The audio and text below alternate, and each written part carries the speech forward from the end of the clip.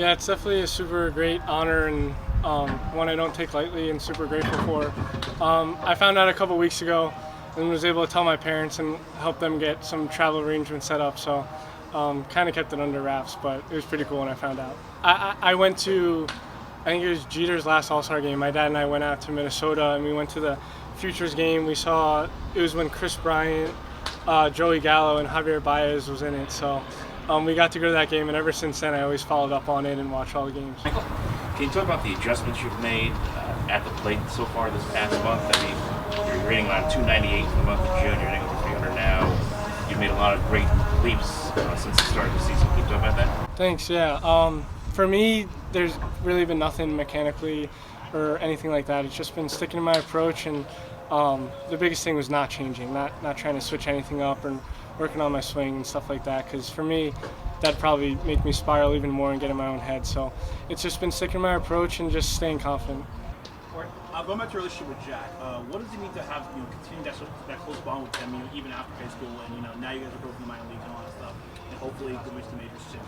Yeah, it's pretty special. I probably don't know too many other guys that get to share that bond. So I obviously see him in the off season, but during the season you don't really expect to see each other. So it's all through text or virtually through calls, stuff like that. So it's going to be cool to see everyone, get the families together, stuff like that. So I'm sure everyone's excited. What does it mean to add Austin Wells to this lineup for the second half of the season? It's awesome. It's pretty seamless. We were all hoping for it and expecting it probably about now, but it's awesome. It feels like the band's back together.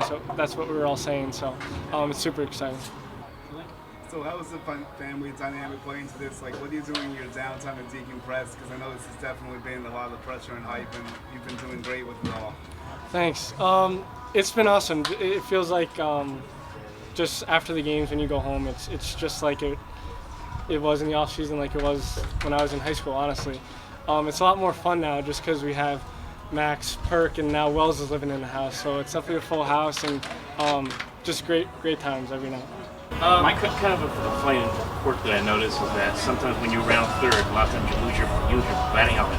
Can you talk about that? Like, do you like flip it off, or is it just because you're running so fast? Just talk about that. No, I mean this year we switched to a new type of helmet, Yeah. and I'm like right in between sizes where I tried the smaller size and it was even worse just because it was pinching my head. So it fits fine when I hit, kinda, but I'm like right in between sizes. So.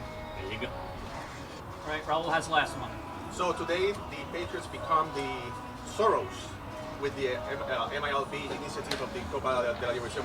How do you feel about this initiative in order to bring more fans into the stadium? And how do you feel about becoming a Soro tonight?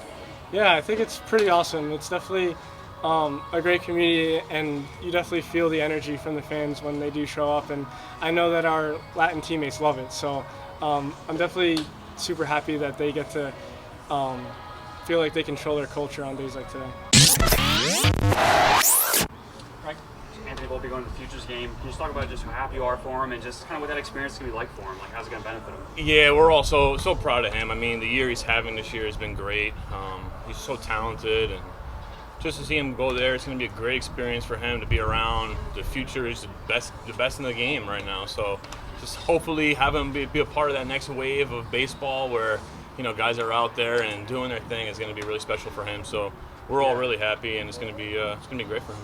What have you noticed about just what's changed in his game since June? I mean, he said that like mechanically he hasn't really changed anything, but from an approach standpoint, has he just gotten better with pitch recognition, or what is he doing? Yeah, I feel like as the year has gone on, he's just been controlling the zone better and better. His plan and his approach has just been a little bit more dialed in as he's adjusted to Double-A pitching. But we said it from the very beginning that he's somebody who, the numbers on the scoreboard didn't read as good as what we were seeing. It's like a lot of hard contact, a lot of like unlucky, a little bit unlucky at times, but just to see those numbers reading better for him right now, the results are there, and he's doing a great job.